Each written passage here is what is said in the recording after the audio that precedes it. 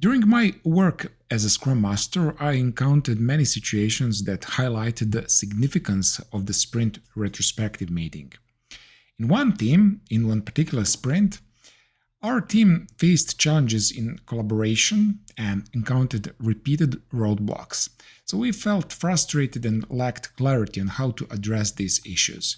It became apparent that we need dedicated time and space to reflect on our performance and identify areas for improvement.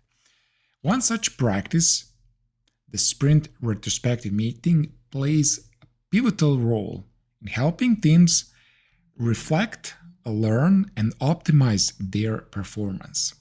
So in this lecture, we will explore the importance of Sprint Retrospective Meetings in Scrum and how they contribute to the success of the project. So, what is a Sprint Retrospective Meeting? Let's start by understanding what a Sprint Retrospective Meeting entails. In simple terms, it is a dedicated session held at the end of each sprint where the Scrum team comes together to discuss what went well, what didn't go so well, and how they can improve going forward.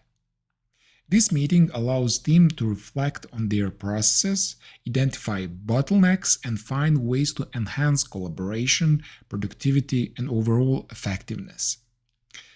Now, the primary purpose of Sprint Retrospective is to foster a culture of continuous improvement within the Scrum team. By taking time to review and analyze their performance, the team can identify areas for growth and make the necessary adjustments in subsequent sprints. Okay?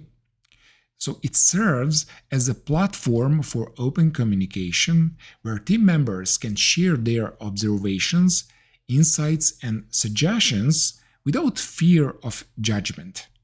So the Sprint Retrospective helps teams celebrate their achievements, learn from their failures, and collectively strive for excellence. Oh, no, no, no.